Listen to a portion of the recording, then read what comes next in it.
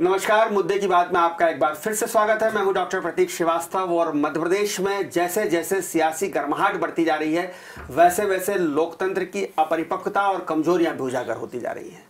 ताज़ा मामला ब्रजेंद्र सिंह यादव का मुंगावली का है। उन्हें एक वीडियो वायरल हुआ है जिसमें वे और उनके समर्थक लोगों को साड़ियाँ बांटते हुए दिखाई दे रहे हैं। इसके पहले बिसाहूलाल सिंह का शहडोल में, जो भारतीय जनता पार्टी के सरकार में मंत्री हैं, वरिष्ठ नेता हैं और कई चुनाव लड़ने का अनुभव रखते हैं, उनका भी एक वीडियो वायरल हुआ था जिसमें वो 100 रुपए के और बाद में 500 रुपए के नोट बांटते हुए दिखाई दे रहे थे अपने समर्थकों को। हालांकि उसमें सफाई भारतीय जनता पार्टी की तरफ से और बिसाहूलाल सिंह की तरफ से आ गई है कि वो वीडियो पुराना है और उस वक्त का वीडियो है जब वो मंत्री बनने के बाद अपने क्षेत्र में आए थे।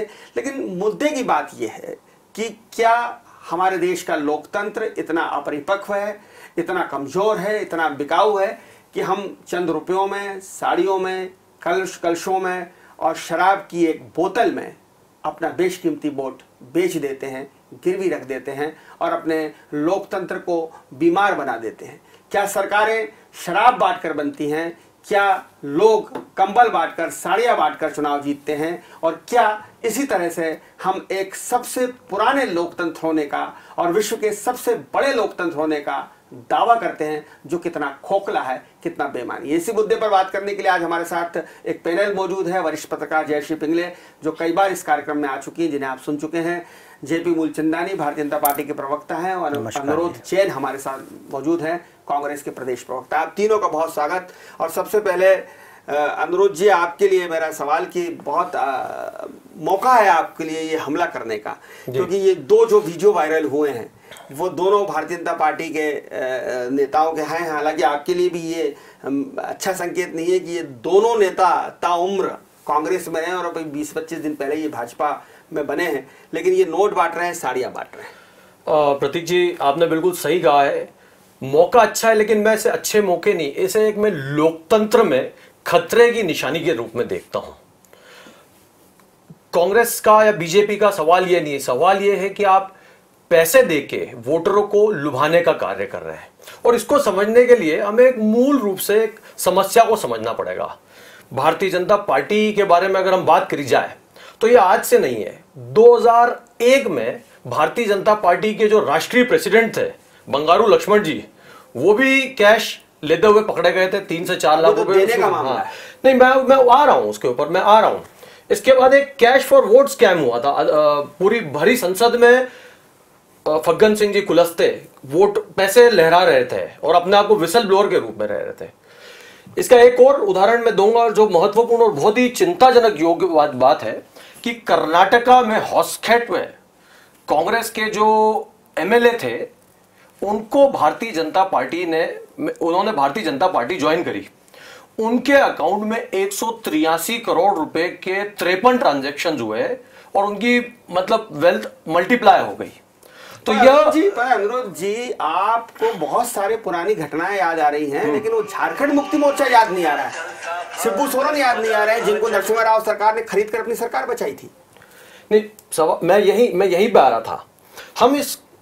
मैंने जैसे शुरुआत में कहा कि ये कांग्रेस और बीजेपी की बात नहीं है, चिंता है कि हमारा लोकतंत्र खतरे में है। सवाल ये उठता है कि आज जिस तरह से हमारे नेता लोगों को कैश दे रहे हैं वोट देने के लिए, पर यह पैसा आ कहां से रहा है?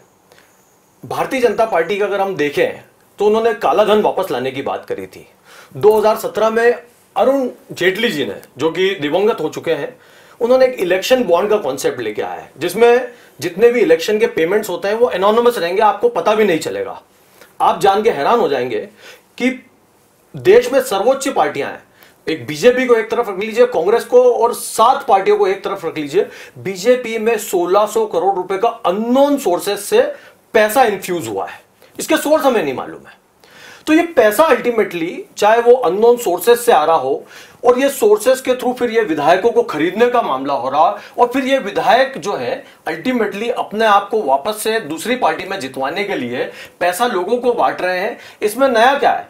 भारतीय जनता पार्टी, मुझे ऐसा लगता है कि मिट्टी खराब नहीं होती है, वो कुम्हार खराब होता है। तो ये जो हमारे जो बिसाहू लाल सिंह जी है, या आपने जो यादव साहब का नाम लिया है, ये बेचारे वो मिट्टी है जो भारतीय जनता पार्टी के साँचे में आके ढल गए हैं, और ये इसी में खराब हो गई है। ये 20-25 दिन में खराब हो गए। ये पहले बहुत अच्छे थे, ये गंगा जी में नहाते थे, तुलसी दल पीते थे।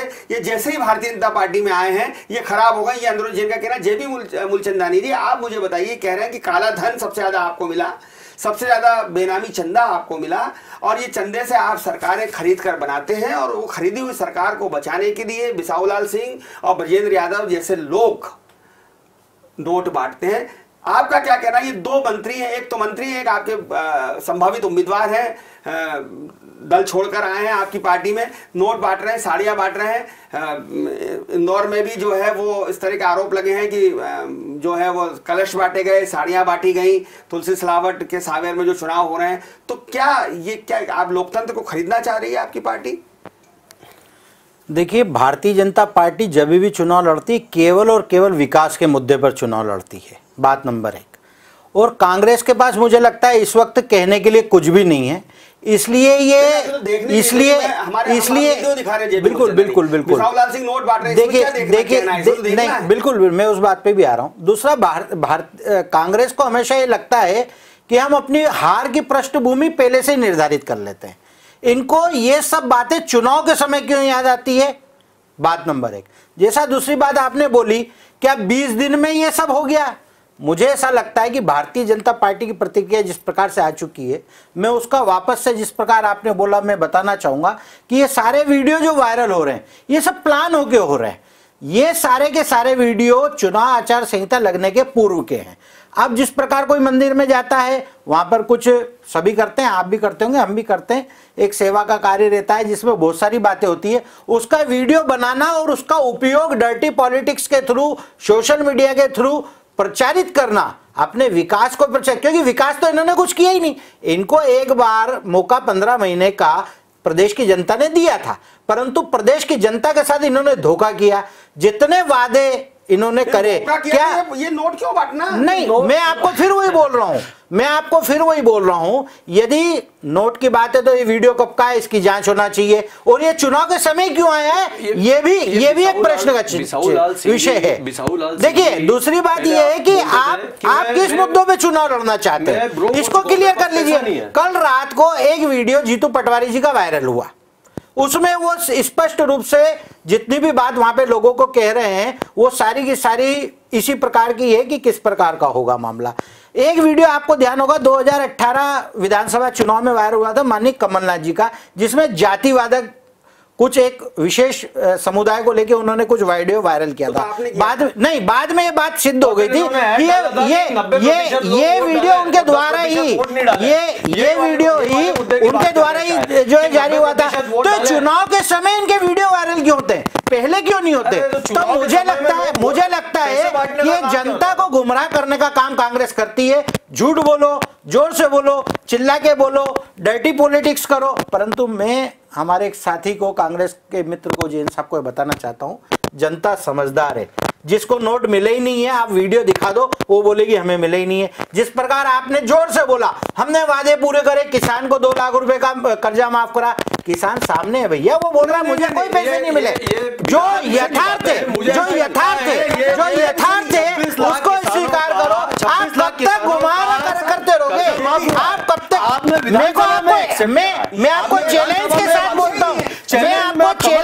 बोलता हूँ, आप कमल पटेल, देखिए आपने वादा क्या किया था, 2 लाख रुपए प्रत्येक किसान का कर्जा वापस। आपको उस समय के राष्ट्रीय अध्यक्ष आज 10 दिन में हम वादा देंगे। अच्छे दिन आ गए श्रीमान, आपको नजर नहीं आ रहे वो अच्छे दिन तो आ गए। जनता जी, मैं आपसे पूछना चाहता हूँ, चलिए मैं आपको अच्छे दिन आ गए, इसका प्रमाण है, इसका प्रमाण है कि आपने 2018 के चुनाव के बाद आपका लोकसभा चुनाव में सुपड़ा साफ हो गया था। केवल एक सीट पूरे मध्य प्रदेश में आपको मिली है, वो भी किस प्रकार से मिली वो कमलनाथ जी से पूछ लीजिए। अरे सुपड़े साफ हो गए आपके, उसके बाद भी आप जमीन पे नहीं आ रहे। हमारे साथ आप नकली वीडियो, पुराने वीडियो जेपी भाई करना आप हमारे साथ वरिष्ठ पत्रकार वही बात है, जोर जोर से बोलो, चिल्ला के बोलो तो झूठ सच हो कांग्रेस की नीति है, ये कांग्रेस की नीति है। फिर आऊंगा, हमारे साथ वरिष्ठ पत्रकार मौजूद है जयश्री पिंगले। जयश्री जी, जिस तरह की वीडियो हमारे सामने है और हर चुनाव में हम देखते हैं, नकारे ना नकारे दोनों पार्टियां इस तरह के हथकंडे अपनाती हैं। चुनाव की रात को, जिस दिन आखिरी रात होती है, जिसको हम कयामत की रात बोलते हैं, कत्ल की रात बोलते हैं, उस दिन भी क्या होता है। और ज़्यादातर फ़ोन उम्मीदवार और उसके चुनाव संचालक के पास इस बात के लिए आते हैं कि दारू है कि नहीं, दारू पहुंची कि नहीं पहुंची। तो मैं ये जानना चाहता हूं कि क्या भारत का लोकतंत्र इतना बीमार है, इतना कमज़ोर है, इतना बिकाऊ है कि शराब की एक बोतल पर यह फैसला हो जाता है कि हमारा प्रतिनिधि 5 साल तक कौन रहेगा? जी नहीं, मुझे नहीं लगता ऐसा। दरअसल ये जो हमारा पॉलिटिक्स कई सालों से जो बदला है, उसका जो चेहरा बदला है राजनीति का या चुनाव का, तो उसमें ये ग्राउंड गेम है। ये ग्राउंड गेम का एक मेजर वेपन है। और आप इसको इस नज़रिए से देखिए, आप ये बांटें या वो बांटें, दिन के उजाले में बांटें या रात में बांटें, मुद्दा ये है कि जिसको मिल रहा है वो गरीब है, वो स्ट्रगलर है, वो संघर्ष कर रहा है। तो उसी के पास जाना है। और इन्होंने जहाँ से कमाया है, इनके पास जहाँ से ब्लैक मनी आया है, जो भी आया है चुनाव में, है ना, तो वो जो पैसा उसके पास जा रहा है। लेकिन उसके बावजूद भी जब वो अपना वोट देता है, वो जो अपना मैंडेट देता है, वो बहुत ही विजडम के साथ देता है, अपनी विवेक के साथ देता है, और इस तरह देता है कि मीडिया से लेके तो नेता तक चौंक जाते हैं। तो मुझे नहीं लगता कि लोकतंत्र कहीं से कहीं तक खतरे में है या बीमार हो चुका है। इनको ऐसा लगता है कि इनकी एक शराब की बोतल या इनकी एक साड़ी या उनकी एक पायजब या उनकी एक कलश, उसको मैनेज कर सकते हैं या उसको उसके वोट को खरीद सकते हैं। लेकिन ऐसा कुछ है नहीं। मतलब मतदाता इनसे भी ज्यादा समझदार है, इनसे भी ज्यादा शाना है, इनसे पैसे ले लेता है, वोट अपनी मर्जी से देता है। अच्छा, दोनों पार्टियों की शराब पी लेता है वो, और वोट अपनी मर्जी से देता है। इनको सोचना चाहिए कि अगर इसके बावजूद भी इनके फेवर में या इनके अगेंस्ट कोई वोट फैसला आता है चुनाव का, तो इनको अपनी इस चुनाव की स्ट्रेटेजी में खुद को कितना नीचे गिराना चाहिए। राजनीतिक दलों का विचार होना चाहिए, राजनीतिक दलों की बौद्धिक जो इनकी संगठन है, इनकी बात होनी चाहिए कि हमें चुनाव का स्वरूप, चुनाव की स्वच्छता, आचरण संहिता, तमाम चीजें जो ये लोग अपने बौद्धिक में देते हैं, बड़े बड़े प्रवचनों में देते हैं, वो जमीन पे क्या कर रहे हैं, अनुरोध जी। अभी टेक्निकल अगर मैं आपसे बात करूं, आप चूंकि बहुत ही कांग्रेस में उन लोगों में से हैं जो टेक्निकल समझते हैं इन चीजों को, अभी आदर्श आचार संहिता लग गई है जी, लेकिन ये दोनों जो महानुभाव जो बांटते हुए दिखाई दे रहे हैं, ये दोनों अभी भारतीय जनता पार्टी के उम्मीदवार घोषित नहीं है, इसलिए ये आदर्श आचार संहिता के टेक्निकल शिकंजे से बाहर है। नहीं, आपकी बात से मैं बिल्कुल एग्री करता हूं कि मॉडर्न इलेक्शन के कोड ऑफ कंडक्ट में ये लोग नहीं आते हैं, लेकिन इन 28 विधानसभाओं में जहां पे चुनाव होने हैं वहां पे आचार संहिता लग चुकी है और ये तय है कि ये लोग ही उम्मीदवार होंगे, और नहीं होंगे तो भारतीय जनता पार्टी बोले कि हम इन्हें उम्मीदवार नहीं बना रहे हैं। हम ये चाहेंगे फिर कि इलेक्शन कमीशन इनके ऊपर कार्यवाही करे, ये बहुत जरूरी है। इलेक्शन कमीशन किस बेस पे कार्रवाई करेगा? अभी आदर्श आचार, ये उम्मीदवार है नहीं, मैं उम्मीदवार नहीं हूं, मैं अगर मंदिर के बाहर जाकर गरीबों को बांट दूं पैसे, नहीं, तो कल मेरे को आपकी पार्टी कांग्रेस ही मुझे उम्मीदवार बना दे, प्रतीक तो कल बनाएगी ना, आज तो मैं नहीं हूं। प्रतीक जी, हम ये सब जानते हैं कि ये लोग जिस बेसिस पे आए थे, ये लगभग तय है कि सभी न्यूज मीडिया में भी कि यह लोग जो कांग्रेस छोड़ के बीजेपी में आए थे, ये लोग कैंडिडेट्स बनने वाले हैं। और दूसरा, एक मंत्री पद अपने आप में कितना इन्फ्लुएंशियल होता है कि वो दिशा और दशा बदल सकता है। तो मुझे ऐसा लगता है कि बिसाहूलाल सिंह जी चाहे चुनाव लड़े नहीं लड़े, अगर वो वहां पे पैसे बांट रहे हैं तो वो कहीं ना कहीं दबाव और प्रभाव करेंगे। वो सरकारी मशीनरी का उपयोग, दुरुपयोग उनसे होने की संभावना है, क्योंकि सरकार इनकी है। तो इसको इलेक्शन कमीशन संज्ञान में लेके त्वरित कार्रवाई करे और ये विश्वास दिलाए कि ये इलेक्शन फ्री एंड फेयर होने वाला है। यह बहुत जरूरी है, क्योंकि ऐसे ही भारत का लोकतंत्र खतरे में है। आज जयश्री मैम ये बात बोल रही थी, मैं उस बात में एक बहुत अच्छा पॉइंट बोला आपने और मुझे खुशी हुई कि आज हमारी जो देश की जनता है बहुत समझदार है। ये नौजवान पीढ़ी, ये लोग समझदार है, शराब की बोतल में नहीं बिकेंगे, एक मैंडेट देते हैं। पर मैं आज हमारे मित्र जेपी मूलचंदानी जी से पूछना चाहता हूं कि आप लोगों को क्या हक था कि जो जनता ने दिया हुआ मैंडेट था उसको आपने रात के अंधेरे में चुरा कर कांग्रेस के एमएलएस को अपनी साइड खींच के लेके गए, वो ऐसे क्या कारण बन गए? और उसके बाद आपने अपनी सरकार बनाई। अगर खींच के ले गए कि वो खुद ही चले आए? ये तो ये बताएंगे ना, ये तो ये बताएंगे, ये तो जग जाहिर है भाई, आपका ये जग जाहिर है कि वो देखिए जी, आपका सिक्का खोटा था, आपका सिक्का खोटा था। देखिए हम तो बोले कचरा साफ हो गया। आप पड़ोसी को क्यों आपके 22 विधायक बिकने को तैयार हैं। अब वो 35 करोड़ में बिके, 10 करोड़ में बिके, नहीं बिके वो जाने, लेकिन जब खुद ही आपके वो नीलामी लगा के खड़े हुए थे। ये लोकतंत्र के लिए बहुत बड़ा खतरा है कि हम जिस विधायक को, जिस जनप्रतिनिधि को हमारा प्रतिनिधि चुनते हैं, 5 साल के लिए चुनते हैं, वो बीच में प्रलोभन में, डराव प्रभाव में, आज आप देखते हैं कि हमारे बिकाऊ लोकतंत्र है। हम तो ये बिल्कुल हमारे आप देखेंगे कि अभी कर्नाटका में हमारे जो डीके शिव कुमार जी है, उनके सीबीआई की रेड पड़ रही है। जो आपसे अगर दबाव प्रभाव में नहीं आता, जो कांग्रेस की गवर्नमेंट है वहां एनफोर्समेंट डायरेक्टर की आप जो है रेड लगाने जाते हो, सीबीआई के लोग सीबीआई के अंदर रेड लगाते हैं। तो लोकतंत्र में आज ये मुझे खुशी की बात है कि जो चौथा स्तंभ है, आप लोगों के माध्यम से ये बात हो रही है, पर यह भी बात होना चाहिए कि ये जो लोग हैं, और ये यही नहीं, ये पैटर्न देखा गया, ये गुजरात में हमने देखा है, कर्नाटका में पैटर्न देखा है। गुजरात का पैटर्न तो दूसरा है। नरेंद्र मोदी को मुख्यमंत्री रहते हुए सीबीआई के सामने 8-8 घंटे बैठना पड़ता था। उसकी बात अपन फिर कभी करेंगे। जेपी मूलचंदानी जी, अनुरोध जैन ये कह रहे हैं कि यही आपके 2 उम्मीदवार होने वाले हैं, मुंगावली से ब्रजेंद्र यादव और शहडोल से जो है बिसाहू लाल सिंह। तो क्या इस नोट बांटने और साड़ी बांटने के बाद भारतीय जनता पार्टी इनको उम्मीदवारी से वंचित करेगी? नहीं, देखिए सबसे पहली बात तो ये है कि अनुरोध जी ने जिस प्रकार से बात कही कि 12 विधायक बिक गए, है ना, 22 विधायक बिक गए, तो इनके लिए सिर्फ यही लाइन टैग लाइन बन गई है, परंतु ये इसके कारणों पे जाना नहीं चाहते। सबसे पहले तो मैं इस बात का विरोध करता हूं कि ये बार बार बिकाऊ, गद्दार, इस टाइप की अमर्यादित भाषा का प्रयोग कांग्रेस करेगी। नहीं, आपने ही पार्टी की बात करी, मैं पार्टी की बात कर रहा हूं, मैं आपकी पार्टी आपके बिकाऊ, टिकाऊ, गद्दार, इस टाइप के ये जो राजनेता होते हैं, जो जनप्रतिनिधि होते हैं, जनता का प्रतिनिधित्व करते हैं। हम जनता को क्या संदेश देना चाहते हैं? कल तक जो आपके साथ थे वो बहुत ईमानदार थे, आज आपकी विचारधारा में नहीं बैठे, उन्होंने एक राष्ट्रवाद की, देशभक्ति की विचारधारा की पार्टी से जुड़ गए, आपकी निगाह में वो गद्दार हो गए, बिकाऊ हो गए। मैं ये पूछना चाहता हूं कि 22 के 22 लोग, आपने जब 2018 में विधानसभा का चुनाव लड़ा, आपने महाराज जी के फेस पे चुनाव लड़ा, कमलनाथ जी तो पीछे थे।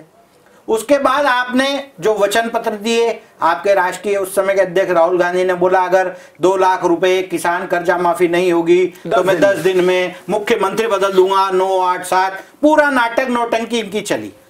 भोली भाली जनता आपके वादों में फंसी भी सही, एक बार जरूर फंस गई कि क्या वाकई देखें कि हो जाता है क्या।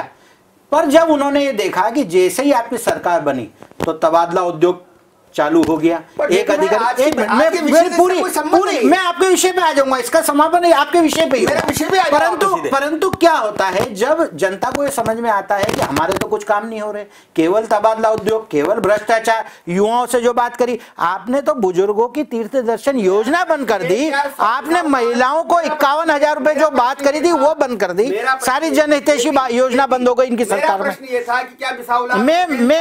मैं उसी पे आ रहा हूँ, मैं उसी पे आ रहा हूँ। नहीं, कभी भी हमने आपकी पार्टी में थे, जब भी हमने किसी को गद्दार और मक्कार नहीं कहा। हम ये जरूर आपको कह रहे हैं कि जनता ने जो आप पे विश्वास किया था, आपने जनता को धोखा देने का काम किया। इसलिए आपके जो 22 विधायक थे, जब वो गांव में जाते थे, अपने क्षेत्र में जाते थे और उनकी समस्या लेके आपके कमलनाथ जी के पास जाते थे, तो चलो चलो की राजनीति करते थे, विधायकों से मिलते नहीं थे। अब विधायकों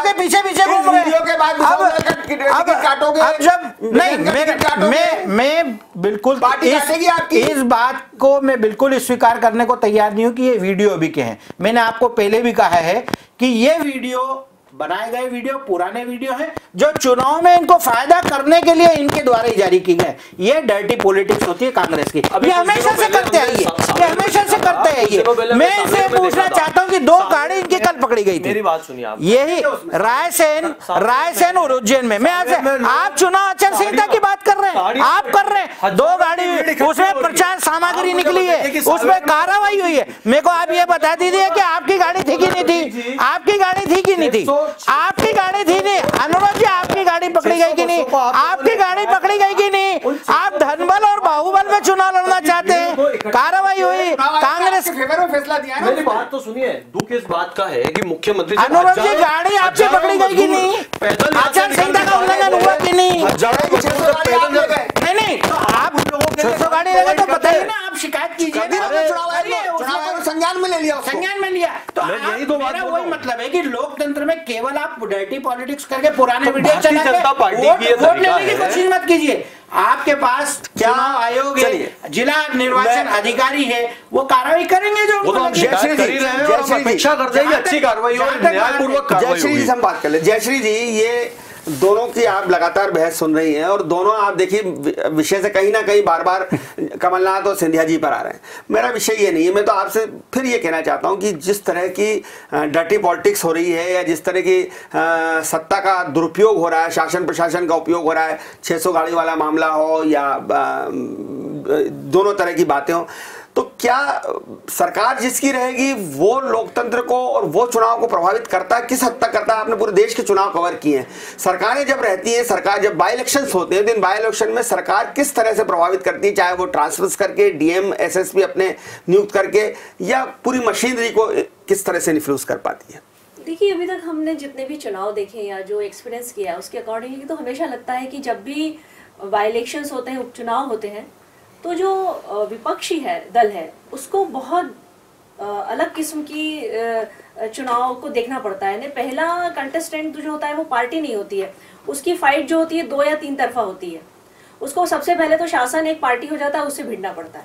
उसके बाद जो ओरिजिनल राजनीतिक दल है उससे और ये कोई भी पार्टी की सरकार हो, सभी के साथ होता है। अगर कांग्रेस की सरकार भी होती तो बीजेपी को भी झाबुआ में वो सब झेलना पड़ा था जो इनको सावेर में झेलना पड़ रहा है। अभी यहाँ देखिए आपकी अभी तो और इसमें इंटरेस्टिंग बात यह है कि तीसरा मतलब एक चुनाव तो कांग्रेस को यहाँ पे शासन से भिड़ना है, दूसरा बीजेपी है, और तीसरी सबसे बड़ी पार्टी जो है वो लोग हैं जो कांग्रेस से छोड़ के प्रत्याशी के साथ जा चुके हैं। तो उसका भी एक पार्टी है, उसकी भी एक दल है, उसका भी एक समूह है जिससे कि कांग्रेस को फाइट करना है। कांग्रेस 3 तरफा चुनाव लड़ रही है, अपन ये कह सकते हैं इस बार जो हमें हाल फिलहाल दिखाई दे रहा है। पर ये ऑब्वियस है, ये होता ही है क्योंकि इसी तरह के प्रैक्टिसेस होते हैं। कभी कांग्रेस ने ये सब किया है, अब बीजेपी कर रही है, बीजेपी ने किया हुआ है, कांग्रेस कर रही है। तो ये सब इनके लिए क्या बोलते हैं ना कि एक रोल मॉडल ये सेट कर लेते हैं अपना। बहुत धन्यवाद आप तीनों मेहमानों का, जयश्री जी, जेपी मूलचंदानी जी और अनुरोध जैन साहब, आप तीनों का बहुत बहुत धन्यवाद स्टूडियो आने के लिए। कुल मिलाकर जयश्री जी ने बहुत ही बड़ी बात कही है कि सभी एक ही थैली के चट्टे बट्टे हैं, चोर चोर मौसेरे भाई हैं, और लोकतंत्र ऐसे ही चलेगा, ऐसे ही साड़ियाँ बटेंगी, ऐसे ही पैसे और शराब बटेगी। ये अलग बात है कि हम ये मानते हैं कि हमारा मतदाता बहुत ही वाइसमैन है, बहुत ही बुद्धिजीवी है, बहुत ही समझदार और परिपक्व है। वो फैसला जब भी देता है डंके की चोट पर देता है। देखते रहिए डिजाइनर न्यूज़, खबरों का सिलसिला जारी है, जारी रहेगा। नमस्कार।